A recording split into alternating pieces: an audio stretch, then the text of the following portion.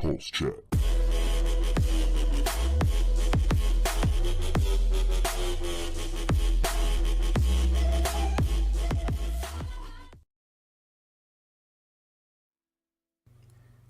How is it going, guys? Welcome to literally this year's first PulsChat for the channel.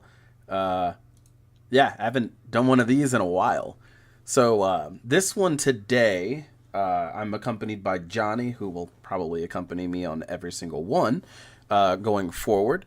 We are actually going to be talking about just the Dragon Ball series as a whole. So literally everything from movies to Dragon Ball Evolution, unfortunately. Not necessarily, I mean, we'll cover some stuff that's in the manga. I'm not completely caught up on the manga myself, which is a shame, but I'm getting there. Although I am aware of some of the things that happen in it. Johnny is a little more versed on that stuff than I am.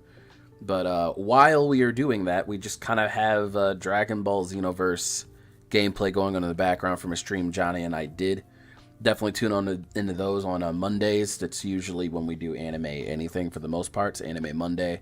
What we were doing with Dragon Ball Xenoverse pretty much is just the general fights, every fight from the series in order, movies out of order, and pretty much just trying to reenact all that stuff. But regardless, how is it going, Johnny? It's going all right. Just got back to the crib, sitting down, chilling. Yeah, it sounds you know how it goes. Yeah, you got this nice chill music going on in here to try and keep things pretty well rounded. I don't think you can hear the music, but I am a total fan of what's being played right now. I'm honestly hoping the audio is fine because I did not do any audio checks. I kind of just started. Also, what I can tell is good. It is? Okay. Funny enough, this is actually the first Pulse Chat where we don't have cameras at all, because I'm just like, yeah, I'm not about that today. So, but either way, to anybody that is here, it looks like there's 5 people. That's me, Johnny, and Devin. But either way, welcome to everybody that's here. Obviously, feel free to chat. Anything you guys are saying, we will obviously comment on, and you guys are honestly a part of it. Anytime there's a Pulse Chat, anybody in the comments is a part of it. So either way, let's get started. So to start things off, anybody that's unfamiliar with Dragon Ball for whatever reason, that would practically be my subscribers. Funny enough, a lot of them aren't really into anime at all. So just to nutshell all of it, Dragon Ball is a series about a small child named Goku. You watch him grow up through the series, basically becoming stronger and stronger. When he hits, let's say, give or take, controversially, between the age of 16 to 21, he learns that he's actually not human. He's from a different planet, and he was actually sent to Earth to destroy it. He started off as a happy-go-lucky child. His reckless grandfather, I'm going to blame him, although Goku was strong as shit, dropped him in a hole. And he hit his head and forgot his original programming, which was to destroy the planet and kill all life forms there so they can resell the planet. With that being said, they kind of failed in that one epically, and Goku grew up to be a very kind and loving child. After learning martial arts from an old turtle hermit, and for the most part learned a little bit from his grandfather, Goku, hilariously enough, went on a small killing spree without knowing he was actually killing anybody in the Red Ribbon Army, which is kind of what leads to most of the events that happen in the TV show leading up into his adulthood. That's, to my knowledge, Dragon Ball in a nutshell. I don't know if I missed anything or said anything incorrectly there, but I'm pretty sure that's it in a nutshell, right? And there's some like tournaments, yeah, and then it's a green slug monster that shows up and spits out a bunch of other green monsters, one of which kills, Krillin. Yeah, So that does happen. There's a couple of things. Yeah, but like, in a nutshell, that's what Dragon Ball is about, for the most part. Yeah, it's pretty funny that Goku doesn't realize at all, actually, that he's like literally killed people. Because for him, I mean, it's not necessarily was a game, but I don't think he realized he actually did that. Because it's funny, because when you get to Dragon Ball Z, he's like astonished about certain things he learns, like, hey, I'm the one that killed my grandfather. Yeah. Context to that, to once again people that don't know anything about Dragon Ball or Dragon Ball Z. So these characters from the planet Vegeta, which is where Goku is from. Although the original show doesn't state that because it's technically not what it's about. He learns all that as an adult, but he has a tail as a child, a monkey tail. And when the full moon is there, much like how a werewolf works, he turns into a ginormous gorilla, and has no recollection of what happened after becoming said gorilla. So, in that state, he trampled his grandfather to death. He doesn't learn that until later, which is hilarious because no one had the heart to tell him. He was an adult in Dragon Ball Z when he learned that. I'm pretty sure. Yeah, actually, because he was fighting Vegeta, and isn't that where he basically learned that? What, that he was a Saiyan and stuff, or you talk about like when he learned about the whole tail thing? When he learned about the whole tail thing, because Vegeta explains it to him, like no, Raditz explains it to him. Oh, your tail, where's your tail? Blah blah blah. Goku kind of dismisses it, but when he sees Vegeta turn into a gorilla, I'm pretty sure that's when he puts two and two together. Right? Yeah, because he was dead when it happened to Gohan. That's true. Yeah. Yeah. So Piccolo was the only one who got to witness that one, and Grandpa Gohan was really the only one who got to witness Goku for real. So Actually, it might have been. I think somebody else might have been there. Well, on a side note, with what Devin says, the awful Japanese Dragon Ball movie from the '89, I've actually remember seeing that, and they had like Oolong inside of he was inside of it was a person in literally a mascot suit. Honestly, no matter what, even if that movie's awful, it's still better than Dragon Ball Evolution. Like, I'm sorry, but like Dragon Ball Evolution, man. That movie wasn't accurate in the slightest. Well, no, like they basically took the original Dragon Ball story and made him an adult in high school, like a teenager in high school, and called him Geeko. Like that was supposed to be the joke. Is they're bullying him, this person that's supposed to be super strong, who apparently doesn't know it, and they're calling him Geeko. And they're like, oh yeah, look at Geeko over here. And he's sitting there like, oh, all the guys in school call me Geeko. It's like, what? I think the most alarming thing about that is that he knows what dating a person is. Like, not even anything to add to that, just is. Yeah. Like in the show, he's like, I thought a wife is something you eat, or a bride is something you eat, or whatever. Yeah. It just, that movie, there's so much that could be said about Dragon Ball. The only thing Dragon Ball Evolution did right was Yamcha.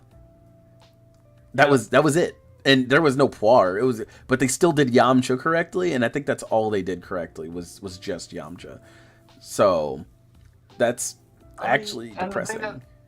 The thing that really upset me about it too was like, I actually like Justin Chatwin and Amy Rossum, mainly because of Shameless, but it doesn't matter. I still really like these actors, and then they put them in this movie as Bulma and Goku, and I was just like, I don't know how I feel about this. And then poor James Marsters being thrown into this. Like, Spike didn't need to be painted green with weird little protrusions coming from his head. Can I point out the elephant in the room that nobody realized that, or really no one's ever said? I think I'm the only one that stated that Piccolo in that movie kind of looked like Ivan Ooze from the first Power Rangers movie. I really like you said that before. That was oh my god, just everything about Piccolo. Actually, Piccolo is probably the best part of the movie. I'm not gonna lie. I'm not even mad about Piccolo. It's just Ivan Ooze. Like, I would pull up a picture right now, but I don't know if I want those memories. You guys can Google that yourself. Look up Ivan Ooze from the Mighty Morphin Power Ranger movie, and then look up Piccolo from Dragon Ball Evolution. They they look exactly the same. It's not just everything's no about that entire thing. Honestly, say what? What Devin said, that he yeah, the guy was a big fan. He's from Buffy. Well, I know he's a big fan, but I didn't know he came back for Zamasu. Oh yeah, he did Zamas's voice actor, which Devin actually told me that as well. Um, I didn't know and about that until just now. yeah, that it was very interesting information, especially since they let him come back. Yeah, too bad I hate Zamasu. So Yeah. Well, you know what? Here's the thing with Dragon Ball. Let's say they did it correctly. That if they did a Dragon Ball movie with Goku being a child, they can do that using basically practical effects and barely any visual effects and still make it work very well. Because if you look at original Dragon Ball, the only real visual effect they'll need is if Bulma were to use a capsule in Goku's tail. Otherwise, I feel like, yeah, child actors, they can be cringe, but I mean, we've seen Stranger Things and a couple other shows where they're not. If they train one up properly or get one that can do the role, they could easily cast a kid Goku, do the story correctly, and cover it from the start of Dragon Ball all the way to the point where he learns Kamehameha and literally stop it there. So that unless I'm getting this order incorrectly, Goku and Bulma meet, and then they meet Master Roshi, and then he meets Krillin, and then they train, and then after that, that's when he meets Chi-Chi and Ox King and learns Kamehameha. Or is that before he meets Krillin? Yeah, that is a. I think he already knew Krillin at that point. Because Pretty sure.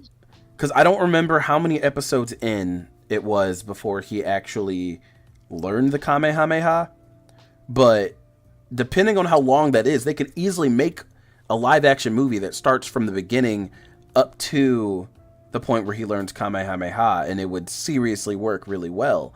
And they don't have to use very many effects other than maybe some of the different dinosaurs and creatures that are in the story.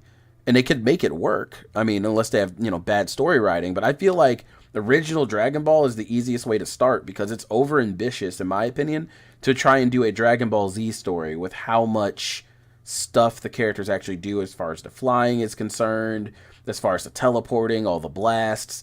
Keeping it like a basic martial arts movie with just very minimal effects, that would not only help with budget and getting things done right, but I feel like they'd be able to write that fairly easily, especially since Dragon Ball was super lenient and most of that was pretty much just about the overall adventure. So theoretically, there wasn't much story there other than the general beats of him meeting her, returning the turtle to Master Roshi, and then getting the Nimbus, which they probably have to animate that, but getting the Nimbus, a few creatures that are there, and general martial arts.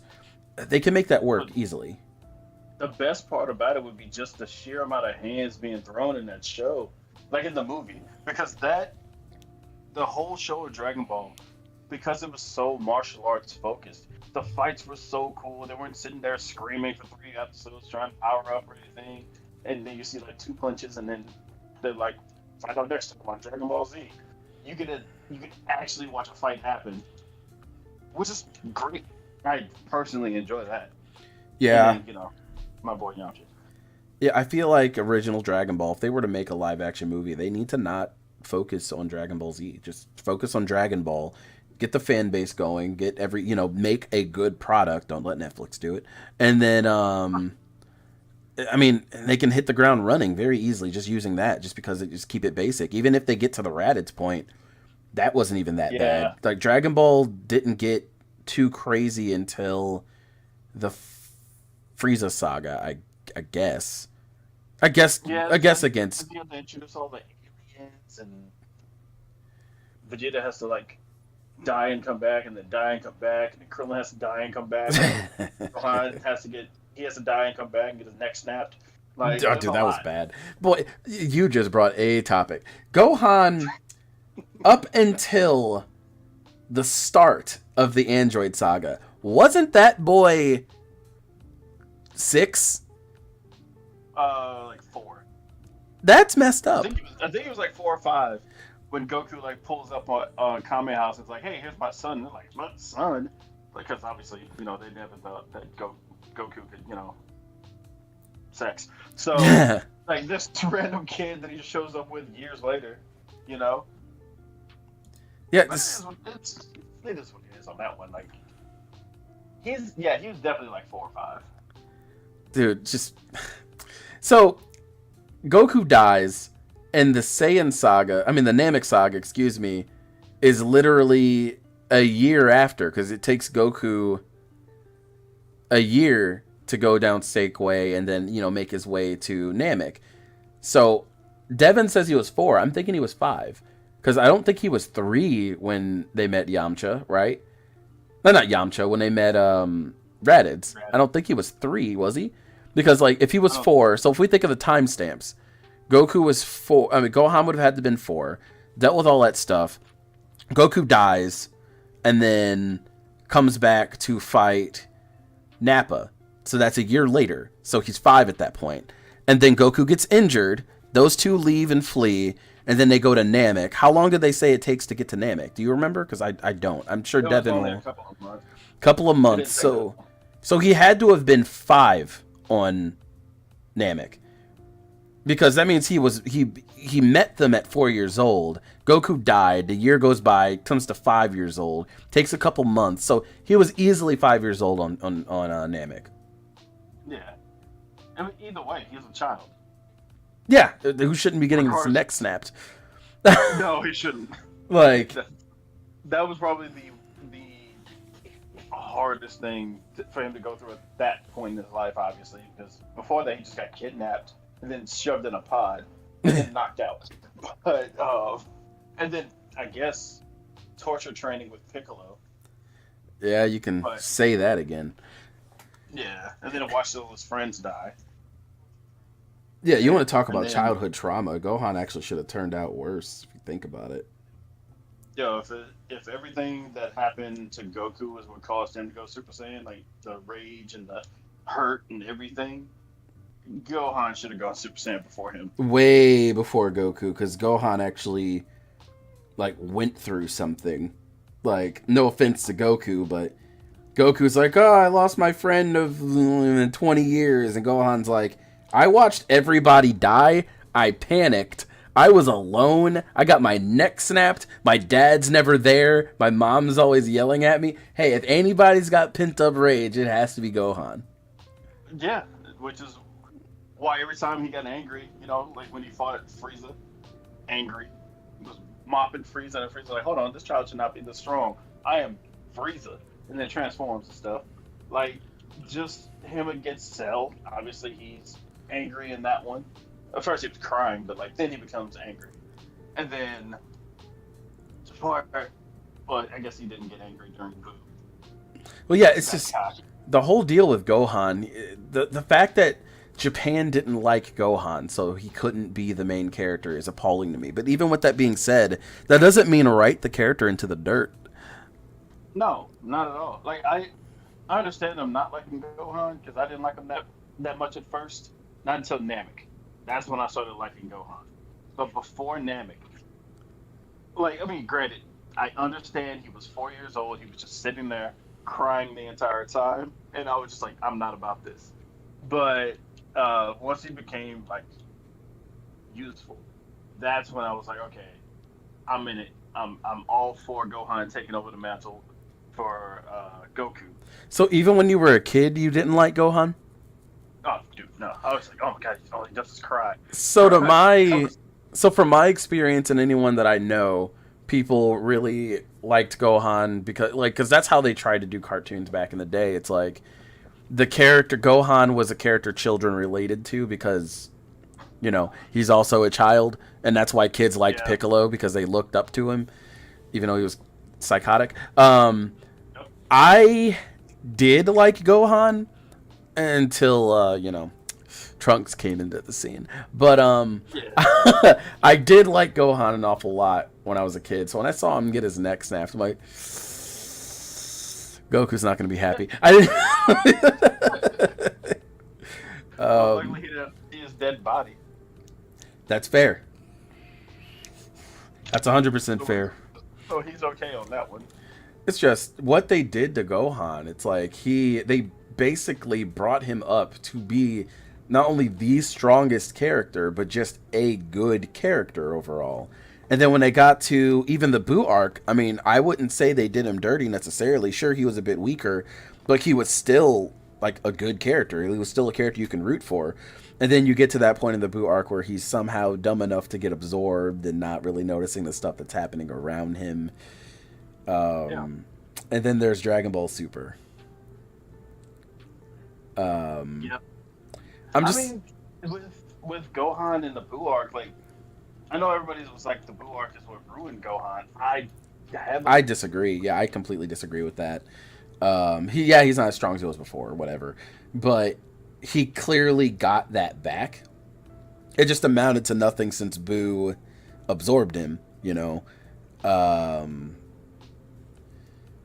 And just what they did, I'm just gonna go out now and say, like, I'm not the biggest fan of Dragon Ball Super at all.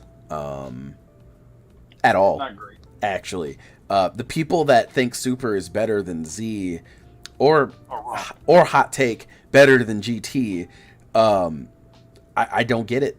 Honestly, just because it's like, at least with GT, regardless of how you feel about its general story, it still feels like and flows like the rest of the Dragon Ball series. But like you've heard me say a million times, same deal with Devin, Dragon Ball Super honestly is just an anime with Dragon Ball characters in it. And you've heard me say that a million times, but I mean, it's kind of what it is. It is a generic anime that happen to have Dragon Ball characters in it. Now, one thing I will admit, because right now I am watching the Zamasu saga with the Bruce Faulkner music. Much better. I might add that this guy, look it up, Dragon Ball Super Bruce Faulkner cut. There's a guy actually mixing all of it together very, very well, and you can actually get those episodes from him for free. You just shoot him an email and he'll email you back the entire link. It's super cool. If you're not even comfortable with that, it usually takes you to his Reddit page. You can just comment on the Reddit page. He'll give you the link right there too. But either way, it's not even a plug for me. It's a plug for that guy because I really appreciate that dude. And I actually, it was a lot of work and it was good work. Yeah, and I plan on sending this to him, this video to him. I don't give a shit if he watches it, honestly. It'd be cool if he did. Hey, dude, you're cool as shit if you look at this. But this is just a shout out to you. But either way, with that being said, though, it's a really, really cool project he did. But I digress. Back to what I was talking about. The best arcs that I would say is the majority of the Black arc, because it becomes really bad towards the end, in my opinion. I don't like this theme that Dragon Ball Super has, that it's like, we have these all-powerful characters that literally can't be beaten without some type of, like, fluke or some type of retcon or some type of, like, weird loophole.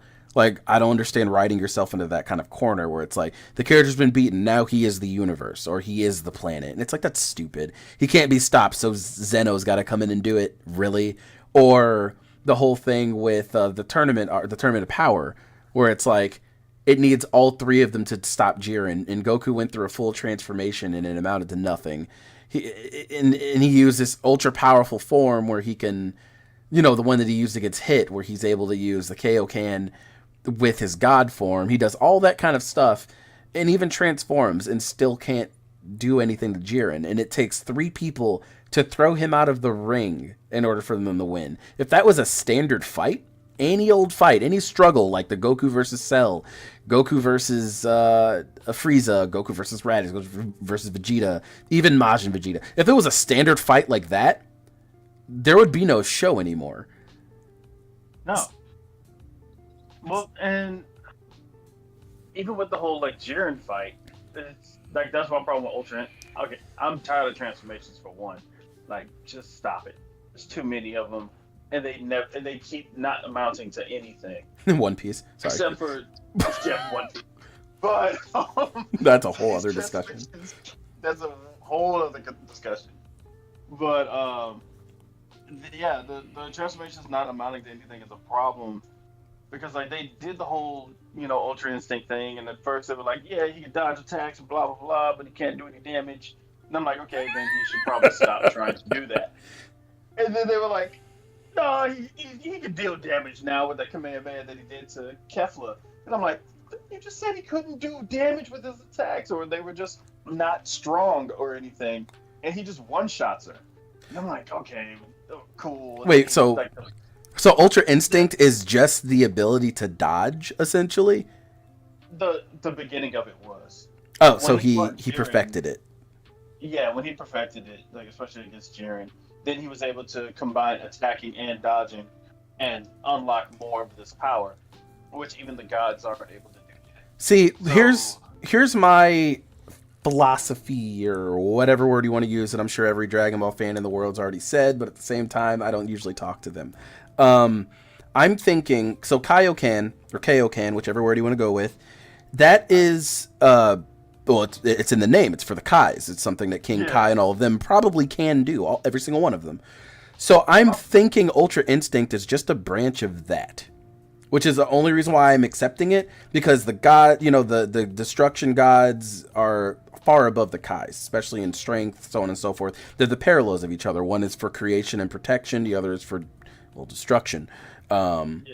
So I see Ultra Instinct as Kaioken, just another version of that. One is about raw power, raw speed and strength. The other one is just about, well, raw speed. Instinct mostly. It's Yeah, you're just your using body your reacting instincts. without you thinking about it at all. Yeah. So, So which is why, like we were saying earlier, Vegeta can't do it. He thinks too much. yeah, because Vegeta's unable to do it because he does a lot of thinking. Yeah, which means theoretically Goku should be the only person that can do it because he's a mindless fool in Dragon Ball Super. I mean, the gods are really the ones who are the closest to it. I see them But all as fools too. Like Beerus is a fair enough. dumbass. Beerus is an actual dumbass. I feel like he's smarter than Goku. He doesn't like have all of his screws loose, but I don't see Beerus as very smart. I don't really see any of them as that. It's really just Whis and all of their teachers, because they're just big children. My opinion, hot take. I know most Dragon Ball fans will be angry about that comment, especially if they were here right now. But I mean, About like not liking Ultra Instinct. no, about, Beerus not really necessarily being smart. So, I mean, it makes sense if Ultra Instinct works for people that kind of just react without thinking. Most fighters should react without thinking, but I mean, Dragon Ball makes it to where the characters actually have to think. So, with that being said, if someone were to react, if that's the definition of, how Ultra Instinct works, then, I mean, it makes sense that, yeah, Goku can do it, Vegeta can't because Vegeta's actually intelligent.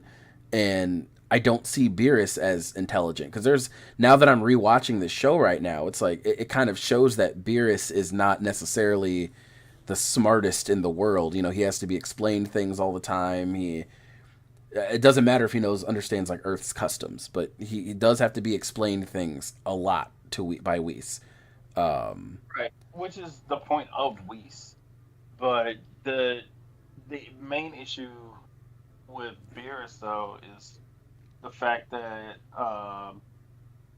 like in Battle of Gods, he was like a legitimate, character. He was a legitimate threat. I wasn't like, oh, this dude's stupid or anything like that. But then once Dragon Ball Super rolls around and they keep having him in there, then it's like, okay, he's far less threatening than he used to be. The most threatening he was in Super was when they went to go visit Zamasu in the other universe, and he just wiped him from existence right then and there. That was when I was like, okay, he's still got some of that threatening feel to him. And then they don't do anything else with that. Like he didn't help with well, obviously he wasn't gonna help with Goku Black, but he could have helped with Goku Black. Because that Yeah. was a universe problem right there that he probably should have been a part of. But I digress. That's not his role in the universe. He's just there to destroy planets. So cool, I guess. Yeah, and Devin brings up a good point too. I mean, we've already all, as a group, stated that Goku was not anywhere near as dumb as they decided to make him in Super. With that being said, like, the characters hold no weight in Dragon Ball Super either. Like, as you were saying, Beerus held weight in the movie, and every now and then, I guess, holds weight. But, like, I don't see Jiren as this big threat. I just see him as a terrible plot hole and a retcon, and that's how I see almost all these characters. Goku Black, funny enough, I'm seeing as an issue, but at the same time, that Bruce Faulkner story is making him a little darker than he actually is. So, yeah, you know, everything's about the music.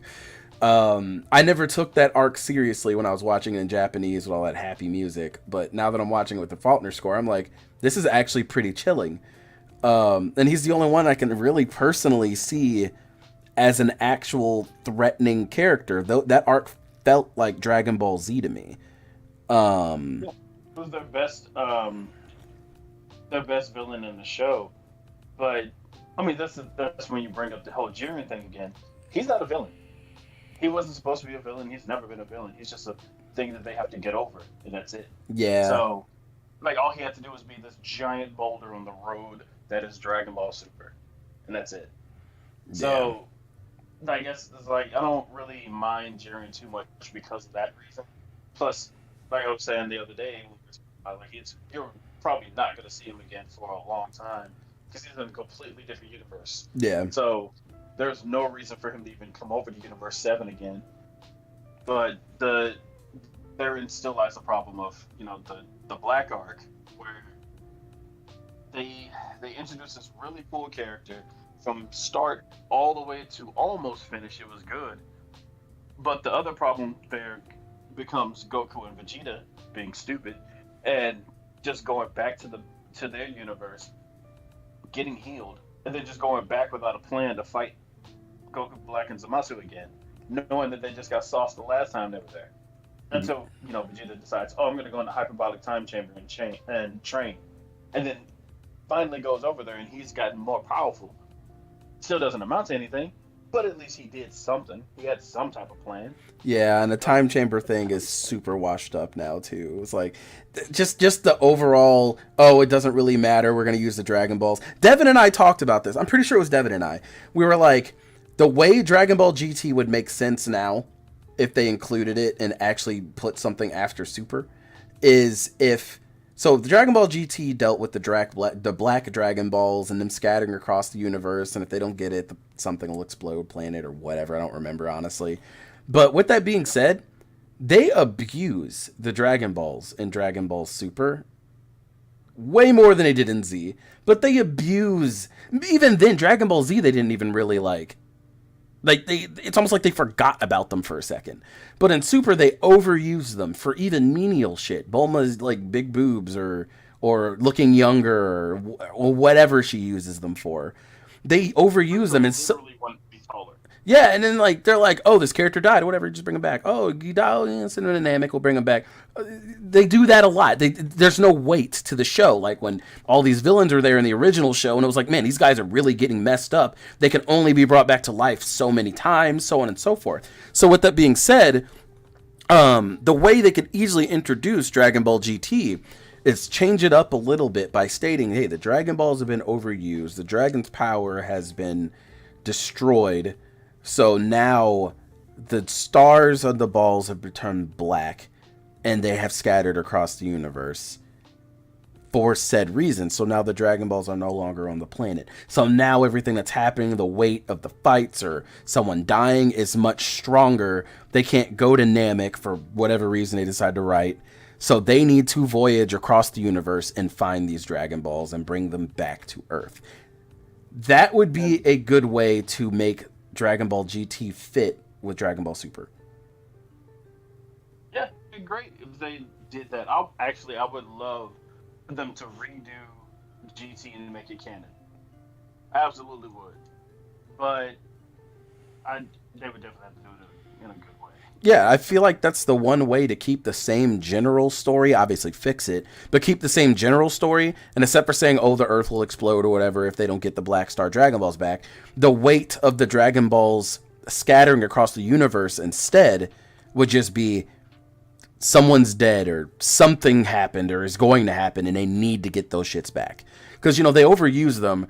It would be cool for them to give, some type of, hey, we wore these things thin type deal, just to make the Dragon Balls matter now, because the show is called Dragon Ball and it's only called Dragon Ball because of the original show. Now Dragon Ball Super has no weight to the Dragon Balls to the point where they need to call it Dragon Ball anything.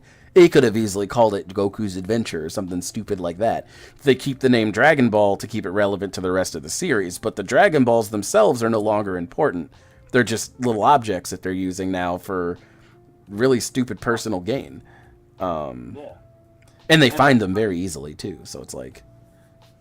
Which is what makes a problem with the newest movie, too, is like there's no weight to anything that happens in Dragon Ball as a series anymore, because everything's just kind of, oh, someone dies, well, they're just gonna rush them back, like you were just saying earlier, like they're just gonna wish somebody back if they get killed. Yeah, so like you're not afraid that anyone's gonna lose their lives or nothing. Yeah, like there needs to be weight again. They need to go to Namek and the leader dies, and the new leader that gets appointed isn't strong enough to make a dragon that can revive someone back to life more than once, and the Dragon Balls on Earth are now scattered across the universe, and they need to go get all of them back so that, well, they can continue to abuse them again. But at the same time, like, maybe something really messed up happened, like Bulma died and they need to bring her back, or hell, Goku died, so they could focus on it. Just, and, you know, instead of sending Goku into space, send Pan, Trunks, and Goten into space instead. And then, hell, except for having Giru, make Oolong go with them. Make like an older character go with them, so that they can kind of put focus on a new generation, and maybe keep some of the old, like Oolong there, who's like an interesting character. Giru getting them into trouble. No, how about Oolong gets them into trouble and he transforms and screws them over or something, or Poir, maybe he finally learns how to transform properly. I don't know. Yeah. There's so many things they can do to just make slight changes and still not even change the story to GT at all. Like, keep the first arc where Pan's all dumb and their ship breaks down. They land on that planet where they're getting charged everything. I did like that episode personally. They could easily get rid of stuff like that, the problems that Pan created, and make it problems that Oolong creates, which probably will still play out the exact same way, but that's not the point. I mean, it wouldn't be too weird. I definitely would watch that show again, because I've already watched GT more than once. Yeah, because Goku just needs to not be in the limelight anymore. I don't know. He's run his course, in my opinion. And even if they decide to keep him, I'm not going to complain. It's just a matter of trying to get the weight back to Dragon Ball, because the weight is gone. It's not heavy anymore. It doesn't even feel the same. Now, this isn't like an entire podcast of us trashing Dragon Ball. This just turned into the topic. But I don't know. There are things they can do. Dragon Ball Super, the manga apparently has fixed a lot, and I need to really sit down and actually read it. At this point, I've just been collecting it. But it has the power of hindsight, though, because it came afterwards. Which is 100% true, and it's being headed specifically by Akira Toriyama. So, I mean, that also helps too. Yeah, so like a fan who was drawing stuff is like in charge of it, with Toriyama like kind of giving you hints and stuff. But like what Devin was saying in the chat about the Moro arc, that one, the Moro arc has a special place in my heart because it brought Yamcha back to the forefront, because Yamcha, and I'm very happy about Yamcha. So the fact that he shows up and does something for once, good, because I'm tired of them treating him like a joke. That's fair, because they've been doing that since his death. Yeah, ever since yeah. And so, like, I need people to stop, disrespecting Yamcha. Like, he's this super weak character when might be a hard. He's at least for some people. One Raditz. He's better than Krillin, and he's better than Krillin. No, he is better than Krillin. He is stronger than Krillin. He's better than Krillin.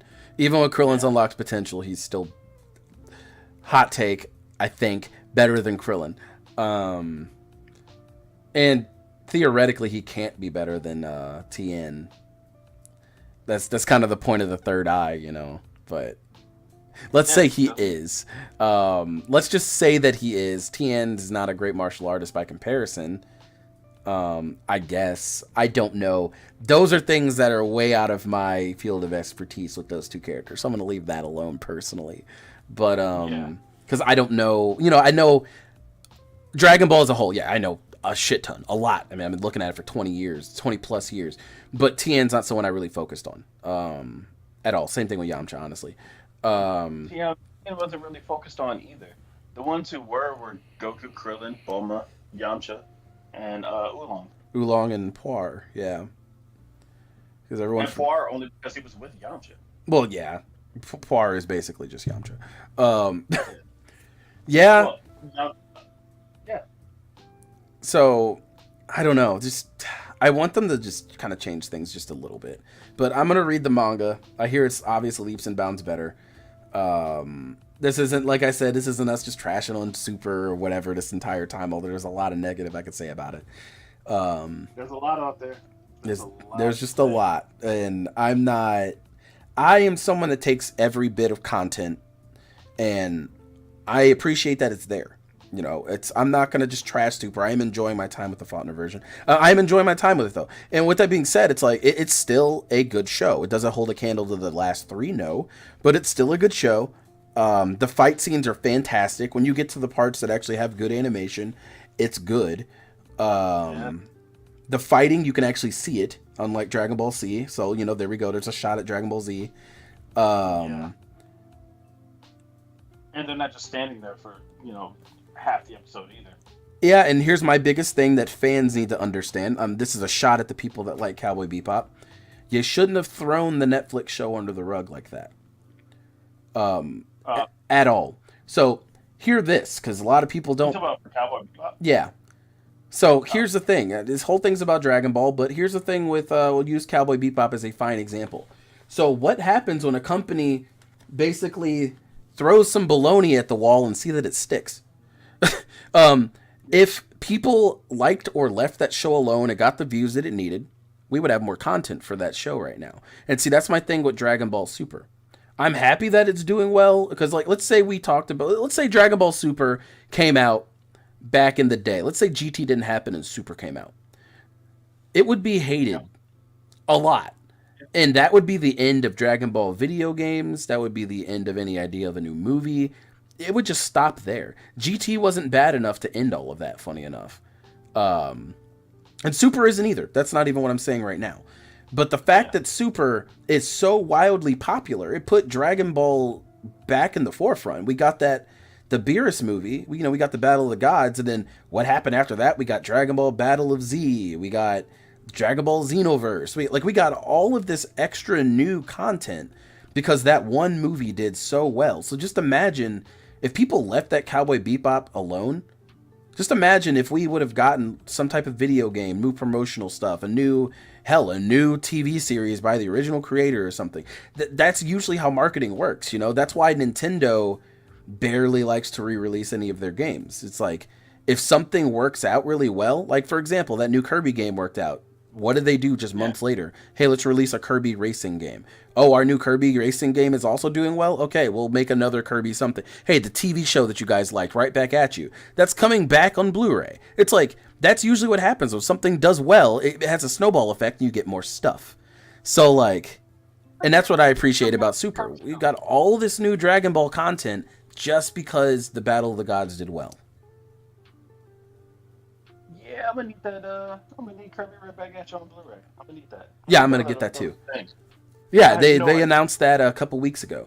But like, that's all it takes, If the fans eat it up, or even if it's like not negatively destroyed online, you get more content.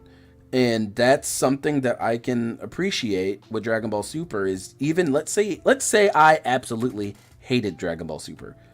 Let's say someone absolutely can't stand Dragon Ball Super, right? If it wasn't for that, we wouldn't have all the video games that we're getting now. We wouldn't have these popular phone games. We wouldn't have a new rejuvenated card game that's doing really well.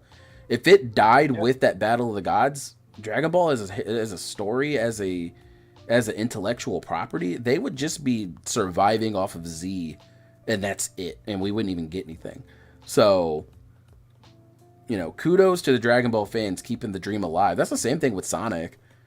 Sonic has been shit for a long time, and this is coming from a 25-year Sonic fan that literally appreciates everything and all content that comes out for Sonic that isn't Sonic Forces.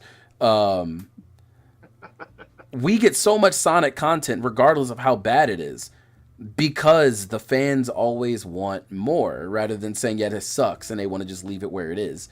So, yeah, that's why I appreciate about Dragon Ball and its fan base. They're keeping it alive, and that's great. You know, you guys are awesome for that. There's nothing wrong with more Dragon Ball stuff. Not at all. Especially Even if with it's bad, I'll take it. what was the damn it, Super Dragon Ball Heroes? Is that what it was? Yeah. It's on, whatever I keep playing on Switch. That game is Fun. great. I actually really enjoy it. I don't know why I enjoy it as much as I do because I don't usually like Games like that, me games neither. of that style. Yeah, but it was definitely a lot of fun to play. So kudos to them. Can we point out the elephant in the room with that game? They're literally using animations and even character models from Budokai 3. Can you give us a Budokai 4, please? Yeah. Now that's on your mind. Next time you turn that game on, you're gonna see it's the same animations and the same character models from Budokai 3, meaning they still have those animations and character models. Give us that game again, please. Dragon Ball Z Budokai 3 is absolutely my favorite Dragon Ball Z game, and nothing will ever be able to top that game as far as a fighting game is concerned. Because Xenoverse and Tenkaichi, they're not really fighting games. They're just open arena beat 'em up games. They're fun, but they're not like fighting game. Because people get it obscured when they hear the word fighting game, they throw all this shit in the category. It's not a fighting game. A fighting game, in my humble opinion. I can even just throw out examples, but a fighting game, in my opinion, you are facing the one person. Usually there's actual combos in relation to not being pressed under one button or an extra button to enhance.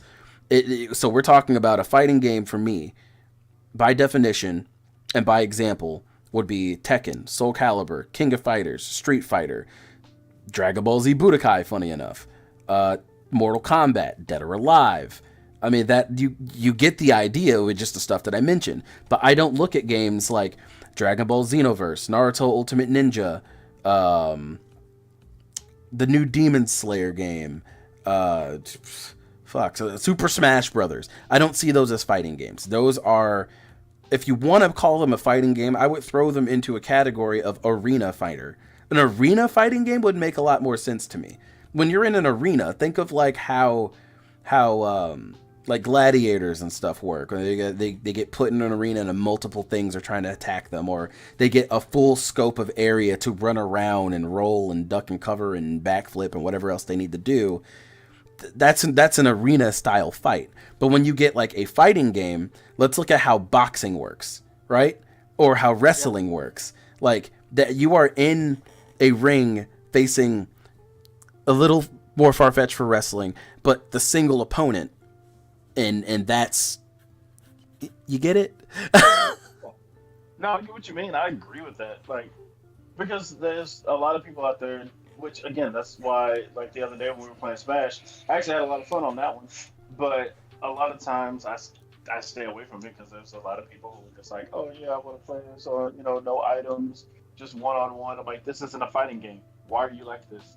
Just this game is made for all the absurdity that can happen with all those items. So I want them.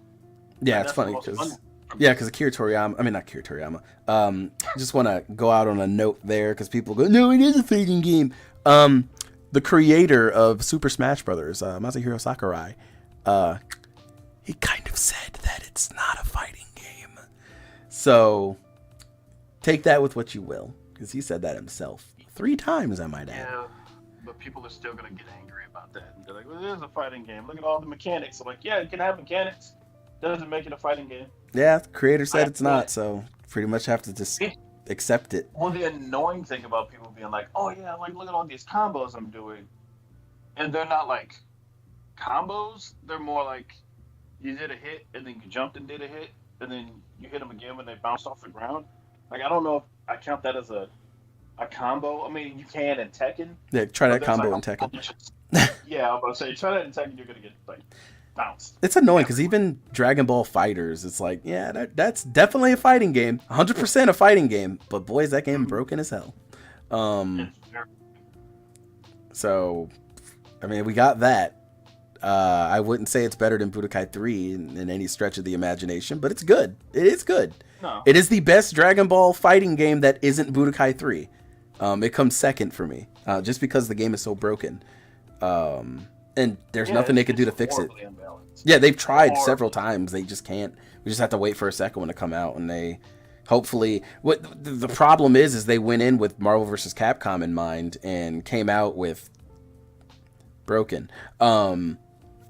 So I mean that probably didn't go over well for them, but the game's still fun. I'm not gonna say it's not fun, because it's more than fun. Just don't get upset when you get sauced up by someone because they know all the loops and the things that keep you from actually being able to fight back. You're just kind of watching yourself get your ass kicked the entire time.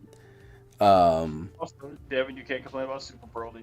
It's just the game is all about blocking, and you better not stop blocking. Yeah. So with this new Dragon Ball superhero movie, the moral of the story of that movie is Piccolo wants Gohan to actually get up and fight and train and basically be one of the boys again. Gohan says, I don't want to be one of the boys. You are all strong enough. And so Piccolo gets a scheme to basically instigate. Says, hey, Pan, pretend like you're in danger. And then Gohan goes, my baby girl, and freaks out and transforms. So that entire movie was only a thing because Piccolo decided he wanted to instigate. Yeah. That's hilarious. Every time I describe that movie to somebody, I'm just like, yeah, the whole movie's just Gohan, Piccolo being like, hey, Gohan, stop being a bitch. And then Gohan being like, I don't wanna. And then, he ducks his child, and there you go. So Piccolo practiced abduction and child endangerment in order to get Gohan to actually get up and react. I mean, she wasn't in danger, but that's not the point. Yeah, there was no threat in that movie. No, not at all. The androids were kind of strong for a little bit, but then as soon as Piccolo, asked for that wish on the Dragon Balls, it stopped being a threat. And then even when Cell Max shows up, it doesn't feel like a threat either, because Piccolo literally took every hit that Cell Max had, and didn't seem like he was too much worse for wear for it. Well, it's because honestly, from what I observed, it looked like Piccolo literally easily had it under control, but Gohan wasn't progressing the way he wanted him to. So Piccolo basically purposefully took an L, even though he could have taken Cell Max out himself. Kind of like Goku. Goku's like, I'm not strong enough, even though he was totally strong enough in my opinion. He was like, I'm not strong enough. Gohan, you do this. Yep. It's same difference. He was like, oh no, I transformed and I'm still too weak. Gohan, you're going to have to do something. Gohan's like, Aah. And Piccolo's like, okay, so let me pretend to die or something. Well, and then in that fight with Cell, Gohan spent the better part of 2 episodes getting his ass kicked. So, yeah, that was a bad idea. He didn't want to fight anyway. He never did want to fight. Yeah. And so all these characters that keep being like, "Hey, Gohan, you should be fighting again. You should fight. You're really strong. We like it when you fight." And he's just like, "I don't want to fight at all. Just let me go to school. Let me be this teacher." He needs to fight because, honestly, especially in the world that they live in, it's like I don't care what you don't want to do. They're not going to be around forever. Despite the fact that the Dragon Balls are a thing, they're not going to be around for, because you remember, I'm pretty sure, correct me if I'm wrong, and this is some very latent Dragon Ball knowledge that I'm pulling out, and I could be wrong, but isn't it stated in Dragon Ball itself that if someone dies from natural causes, they can't be brought back?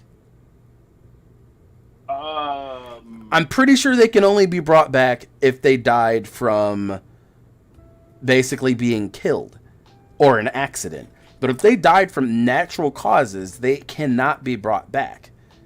So if Goku and Vegeta just kick the bucket, which wouldn't happen because that would be years later since they have to be old, But let's say that event happened and Goku died from the heart virus or something like that. That is still a natural cause.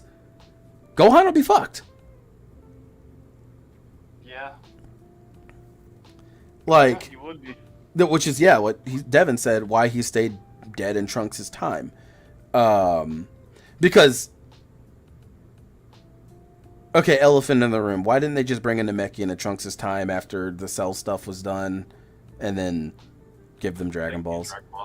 There's so much they could have done with that. Anyway, man, that's such a loophole.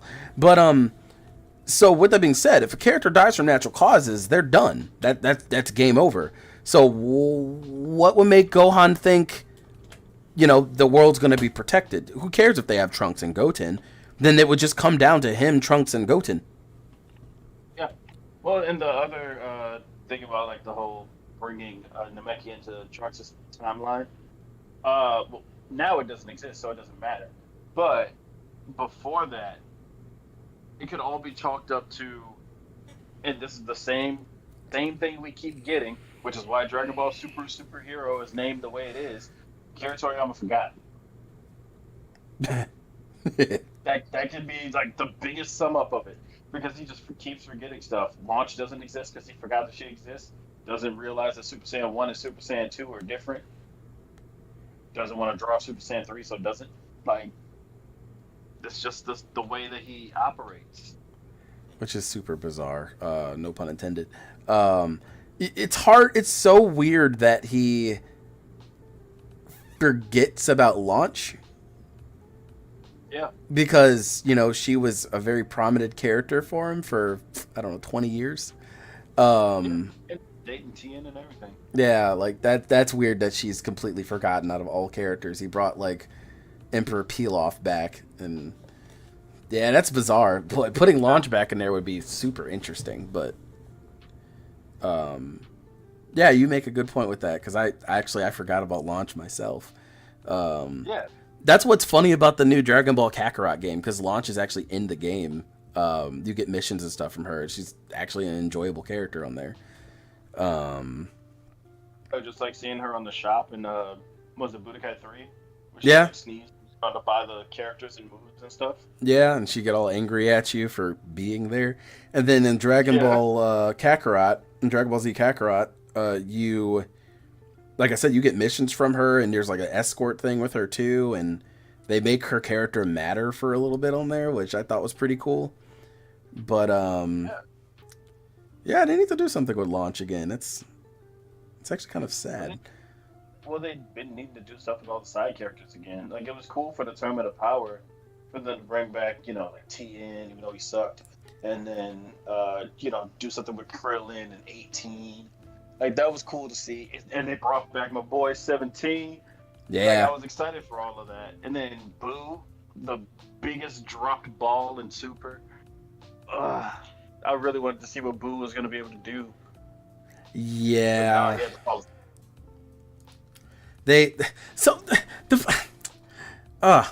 Boo, the idea of Boo just gets me flustered. So, like, why? Yeah.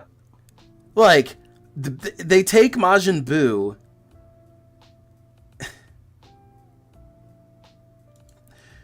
Every situation with Majin Buu. Like, why would they do that? Like, what? So every time with Majin Buu. Yeah, so every time with Majin Buu, literally every single time with Majin Buu, they always end up saying he's asleep, or some excuse as to why they're not using Majin Buu for whatever's going on. And because is he relevant? Is he strong still? He's definitely strong. Remember, we saw him fight before the Tournament of Power, the exhibition. Yeah. Yeah, he was on that team. And they just keep saying he's asleep, or what's the point? Like, they sideline him, and he's one of their strongest people. And they were like, oh, well, if we put Boo in this, then you're just going to wipe the floor. It's like, yeah, well, that's okay. Like, Like, honestly, if you think about it, Boo's really not that strong. He's just the third strongest. Yeah. Because you remember he got the crap kicked out of him by Grey Boo, who was weak. Yeah. But not weaker than him. Somehow. But by the time, but like again with that the exhibition that he was a part of on that team when he was fighting, I think there was the three dogs they were fighting. Yeah. So like Goku fought one, Gohan fought one, was blind for a second. I think Majin Buu fought one, and then then after that it was Toppo and Goku fought each other. But it was a logical thing to have him there just mopping the floor. He couldn't take any damage. Like the dude was fighting him and he took no damage whatsoever. And so he was just able to beat them because of that. So him in the Tournament of Power would have been absolutely busted. I mean, he probably would have had a problem with Jiren, but since he's a big bubblegum monster, he was okay. He just eats Jiren and they call it a day. I want that. I legitimately want that. Yeah, it's just just Boo. They made Boo an issue. So you told me that Oob is in the manga right now. Yeah, they brought him in during the Moro arc because they were like, "Hey, this dude's a problem. Well, I sense the energy of this person. Let me go get this person." And Goku brings back Oob as a child. And does he train him or? He puts him in the fight. It doesn't really amount to anything, like at all, actually. I didn't read all the way through it either. Like I got up to Oob and I was like, huh, Oob. And then I just kind of left it at that. Yeah, man, I hate that I'm broke. We have this sale going on at work, and I can grab all the manga, but I have no money. I never have money when these sales happen. It sucks. Yeah. Always. Just, when I worked at Best Buy, they were like, "Oh, you get paid the day of the sale, and you get an extra percentage off. We want all of your paycheck back." Yep. But yeah, V-Stock doesn't do that. It's kind of disheartening. Like, let the sales happen like the week we get paid, not the week before we get paid. Come on, like that's a hint, V-Stock. But yeah, just Boo. Well, all Boo things aside, so with Dragon Ball Breakers, I told you earlier that they delayed the game. So from what I hear is, so the game already went gold and it's basically finished with production, and I think they delayed it either by a month or a few days. I can't remember. But apparently the game went gold and they're taking time to... There was supposed to be DLC for the game. Planned DLC a little bit after the launch. They're actually just adding it to the game now, so you don't have to buy anything at this point. At least not yet. So I think that's actually pretty cool for them to delay it for that reason. As far as some people say, oh, they're probably delaying it to polish it because the game doesn't look good. All of the gameplay videos that are out there, not right now, because PAX West is right now, and I'm very sure it's at PAX West. But all the gameplay videos that are out there and the betas and all that, everybody's playing and seeing builds from like a year or two ago. And it looks fine. Yeah, and it looks fine from that. So just imagine what it looks like now. Even if it looked janky before, it's an older build. So, I mean, take that with you will. But, yeah, I don't know. That game looks great, or at least passable. It's only $20, so it's can't really go wrong with a fun-looking $20 game that you can play with your friends. And if it sucks, you only lost $20. Unless you go and get it physical, then I guess you're losing like 40. But I'm not doing that. So, I mean, my problem is that people put too much stock in how things look anyway. Like, yeah, they do. Not always how it looks; it's the gameplay that's important. Yeah. So, whenever you're like, "Oh man, this game looks beautiful. Look how good it looks." Like, yeah, but is it good? No, it's not fun. Then who cares what it looks like? Who cares how many teraflops this console has and can make it look like such and such? It'll never look better than a nature documentary on a 4K TV. Yeah. Well, you already heard my complaint. Oh, this game looks beautiful. This game is such a good game, which it is, but it's also 4 hours long. It's like, yeah. Mm-hmm. And 4 hours isn't even long enough to be spending $70 on Ratchet and Clank. So, or excuse me, some people say, oh, it's 6 hours, whatever. Same difference. $70 is pretty steep for a game that short.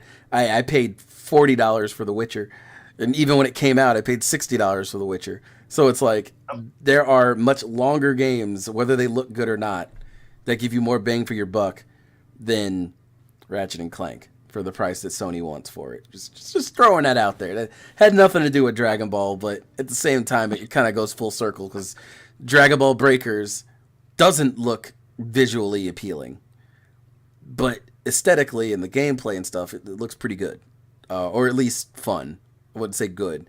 Good and fun are two different things. So there are plenty of games that are good and aren't fun, and games that are fun and not good. You get my point. So, yeah, I don't know. Fun game than to have a game that looks great. Like again, like still to this day, one of my favorite games is still Dr. Robotnik's Mean Bean Machine on Sega Genesis.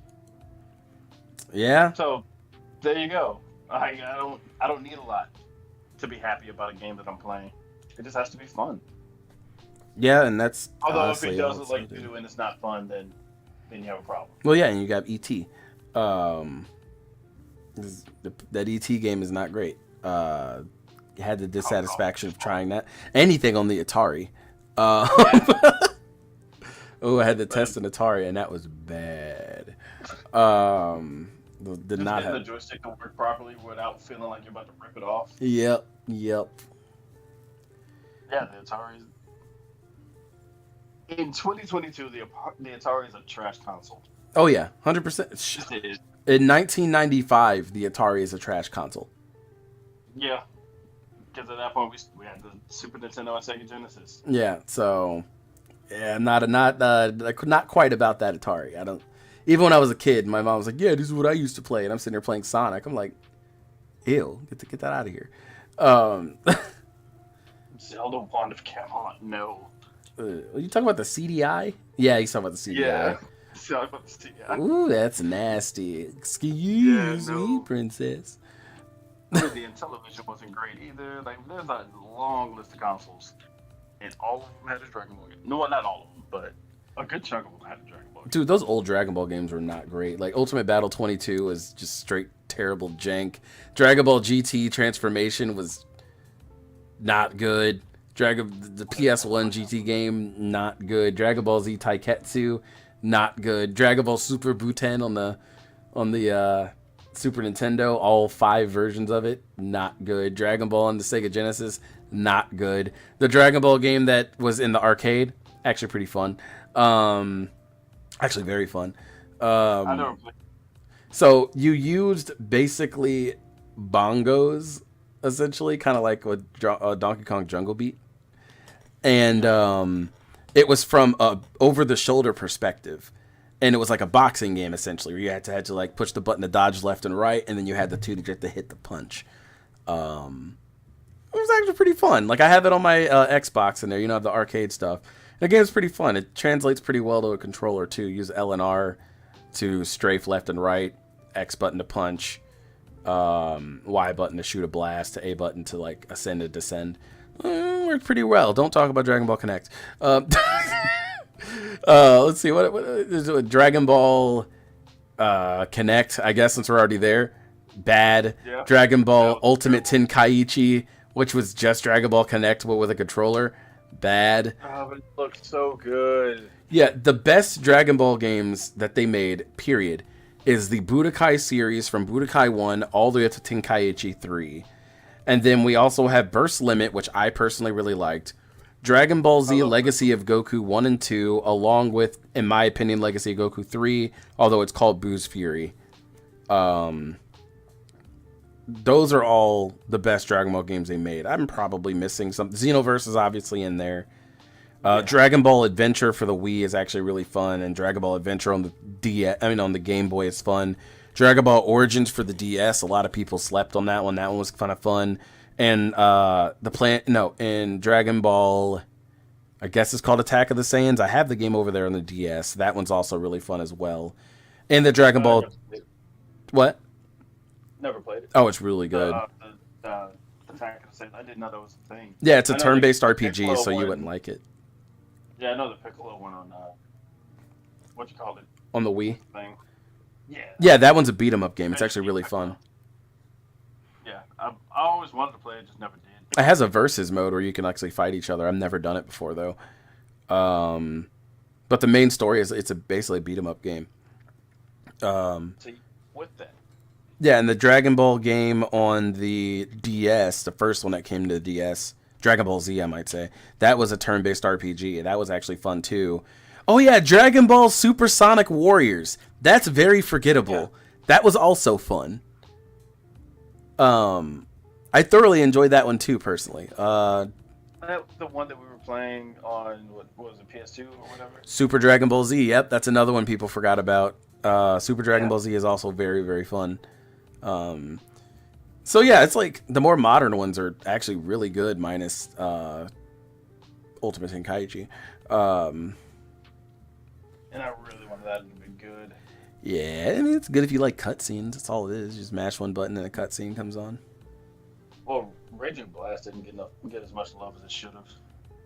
Raging Blast? No, it didn't. It did not, and it should have kept going. Matter of fact, Budokai 3, I hold such a high regard. The PSP games were actually a little bit better than Budokai 3.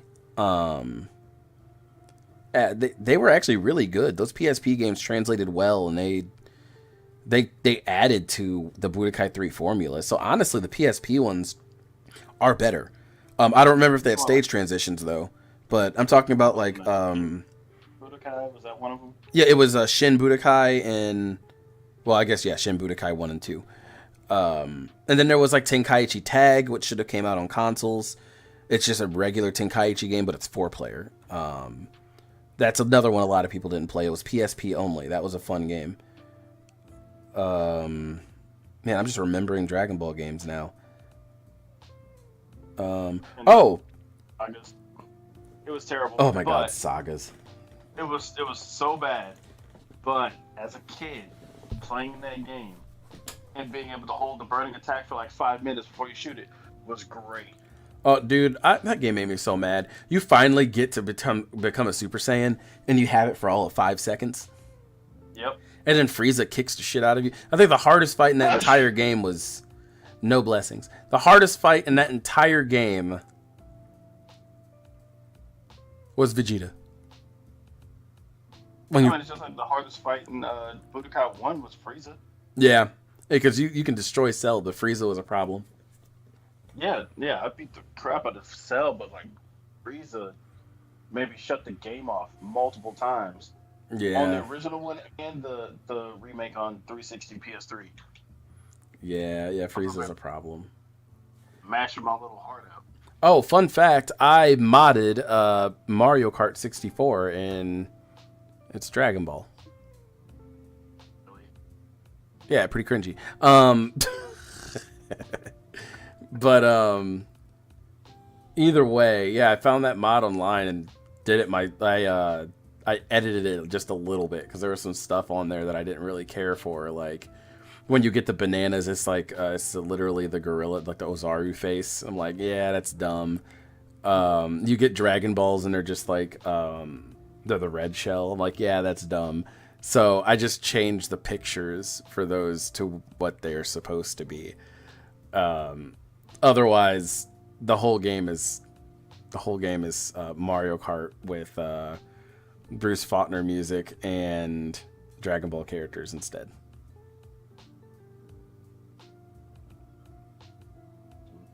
Please. Yeah, I know this is painful information. No, that's fine. That's still an interesting thing, though. Like, I'm down to definitely play that. Yeah. Even if it's just a mod, like, Tenkaichi 4 is a mod, and it's good. So. It's confusing, but yeah, it is good. Like, I don't understand some of the stuff that was changed as far as the controls are concerned, because there's a lot I feel like I'm not able to do that I distinctly remember doing at least on the second game. So, I don't know. Controls is the only thing that I have a big problem with. Yeah. Yeah. But other than that, the game's great. Like, runs great, everything. But just how you do certain things is just really odd. Yeah. Like it took forever to figure out how to just block. Once I figured out it was, I don't know what button it was, but if I was holding the controller playing the game, I'd remember. Yeah, and some But yeah, characters can't turn Super Saiyan as well, even though it kind of shows in their skill list that they can. yeah, and like trying to use Golden Frieza, like he wouldn't transform for me. But it was probably something I was doing wrong, which is fine. I'm not blaming the modders for that. Yeah, and I'm definitely going to say that the Dragon Ball community, just like the Sonic community, you're all just wrong. Like, somebody makes a small tweak to a game that doesn't really do much other than add character models, or they just make a fan game, and you go, this is better than anything the actual company can make. That's not true. Stop it. Like, Tenkaichi 4 isn't the best Dragon Ball game to ever come out in any capacity. We already have that. It's called Xenoverse. It's literally just Xenoverse, but, like, with a lot of broken mechanics. Like, yeah, Tenkaichi was a fun game, but I don't see much that this person, like, the modders did to, like, set the world on fire. Like, they didn't reinvent the wheel or anything. They just made the game a little more complicated to play, and it runs a tiny bit faster. And they added a bunch of characters that we wanted anyway. Which is fair, and I do accept that. And, adding those characters is cool. But the regard that people are holding the game to when it needs a lot more work is astounding to me. Because, like, for ages, you've been able to, Smash Brothers and a million other games, you've been able to modify the game to add more characters, which is, precisely what they did. Obviously, they did their own animation work. I'm not going to shoot any of that down in any capacity. But there's still issues there, and people are acting like there aren't. So I'm going to be the one negative Nancy with that one and be like, yeah, no, it's not the best Dragon Ball Z game ever made, and it's not trumping over anything. I'm that negative Nancy. Yeah, I mean, that which is fine. Like, I feel like everyone should be entitled to their opinion and shouldn't be vilified for it. But even then, there's like some things that I won't say. And I usually don't care, and I'll say what's on my mind. But there's some things that I can't bring myself to trash. Like, well, and it's not even like trashing either. Like that's good. I'll say it anyway. That animation, that Dragon Ball animation that came out. Dragon Ball animation. Oh, the one with Vegeta and Goku and doing the thing and the Chi-Chi and that one. Yeah. Yeah. The amount of hype it got, good for the creators. Absolutely good for the creators. I did enjoy watching it, but it's overhyped. Not bad, just overhyped. There's a difference in those words.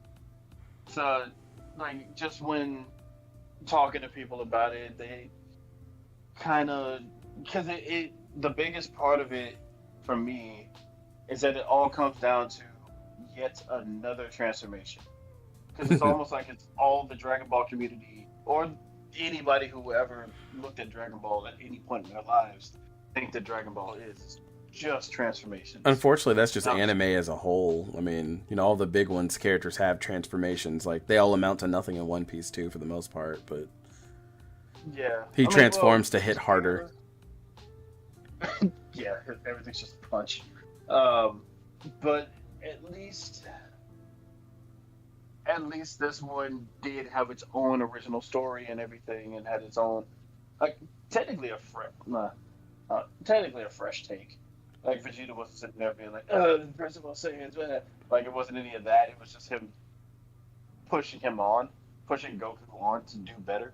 So that was refreshing to see. I will say that. Yeah, but to recruit him for his army. To recruit him for his army, sure. But I didn't think it was as crazy as everybody was making it seem. Like, it was like, oh my god, this is the best thing that ever came out on the internet, broke it and everything. No, yeah, I thought it was cool, but I mean, I didn't care about it. I did think it was cool though, but after I watched it, I'm like, yeah, that was good for the one watch, and that's where I left it. Yeah, because I'm not gonna be sitting here and be like, oh yeah, everything that comes out fan made Dragon Ball. I hate it. No, because K&K Studios, they were gonna do like a whole live action series of Dragon Ball stuff. Yeah, and that was actually the And ones that the guys that did the Trunks one. I don't know if they did. Did they do the? No, you're talking about the Light of Hope one. Yeah. Yeah, that one was good. I really liked that one, and I didn't watch every one that they put out. I need to go and do that. But K&K were the ones. They did like a whole like a fundraiser thing, and they had like this budget that they set up. They went and shot it outside, had people in the costumes and everything, and it looked really good. A lot like the other people, whose names I can't remember. I'm so sorry for that. But this is the one that I really wanted to see. It had like a little person that's Krillin and everything. It had a really good model for Piccolo, and then they did a Frieza one right after that one. So they were like little fan-made trailers. The Frieza, it's a YouTube company doing CGI, so Frieza looked a little odd.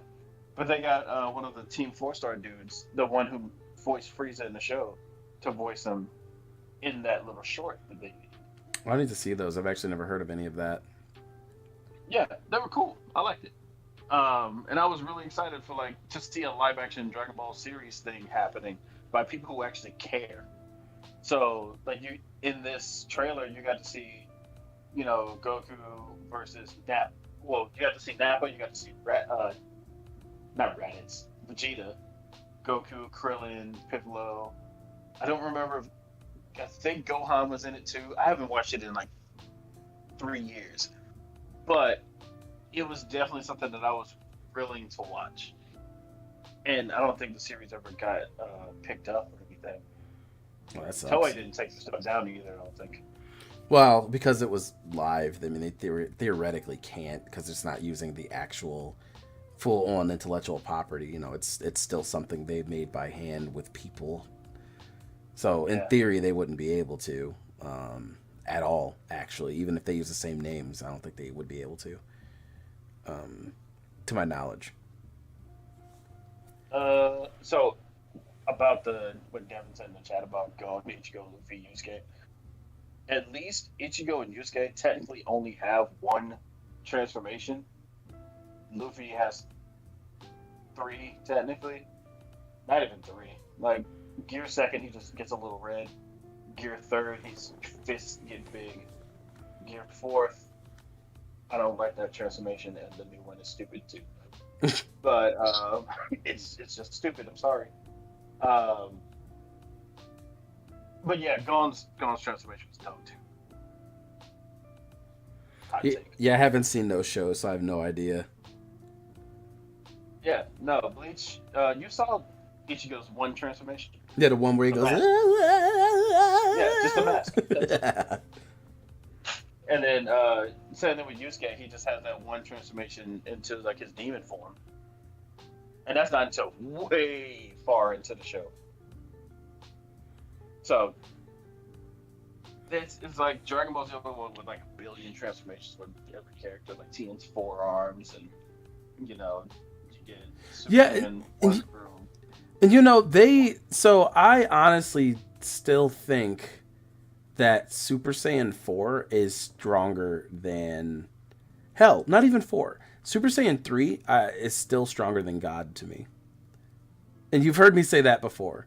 Before we end this stream, I personally think that Super Saiyan 4 is stronger... No, Super Saiyan 3 is stronger than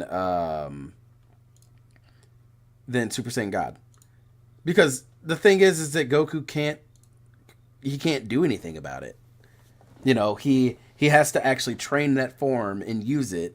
He's unable to attain it, actually maintain it and use it to its fullest because reasons. He's talking about, I don't want limits, blah, blah. That's a limit that they plot hole written into the show and they leave it there. If he trained that form, he would be stronger than God if you think about it, considering the fact that he can't handle it. I don't even think Super Saiyan 3 should even exist at this point. It shouldn't have existed to begin with. Super Saiyan 2 was fine. Because we've seen what Vegeta can do with just Super Saiyan 2. Well, yeah. So I don't even know why they had to introduce Super Saiyan 3 at all. It was kind of like a toss away transformation, which, again, that's the problem with transformations. At least Super Saiyan 1 and 2, I was like, okay, they're done. And then, you get Mystic Gohan too. And that was just at the beginning. Like, Piccolo didn't get transformations, he just absorbed more green people, and it's fine. But I don't know, the transformations, man, either they're going to start making them matter again, and then they're going to have to destroy the Dragon Balls at this point. Just get them out of the picture. That's the only way they can bring stakes back. It's the only way transformations would matter. It's the only way villains are going to matter. Because at the moment, there's nothing they can do. Yeah, which is what I thought was cool about Omega Shenron and stuff. He was the Dragon Balls. Yeah, that was cool. So I actually really like the Shadow Dragons. Was probably my second favorite part of GT. Favorite part being Super Android 17, just because I have a weird obsession with Android 17. I mean, the man found a pistol, put it in a holster, and then used it one time. I was like, this is stupid, and just got rid of it. Like, it was great. He was like, hey, let's take a road trip instead of killing Goku. We have time. No one on this planet can stop us. Like, come on. Yeah. 17's great. And they technically did nothing evil that entire time. I mean, robbing a store is not evil. That's just regular villain shit. Yeah, I said that's human nature. But then there was his fight with Piccolo, where they stood there, held hands, and screamed at each other. Loved it. Well, all right. That is where we're going to end this Pulse Chat. Thank you for joining, Devin, and anybody else that's just kind of lurking. We are going to end this here. We might do another Dragon Ball one at some point in the future, actually. But definitely enjoyed my time here. This is a very productive conversation, because I actually remembered a lot of stuff, too, which is great. Yeah, dude, I was just trying to pull from my memory bank, so I was like, why am I forgetting? I know I'm forgetting something. Yeah. Well, either way, guys, thank you for joining, and have a fantastic night. PulsChat.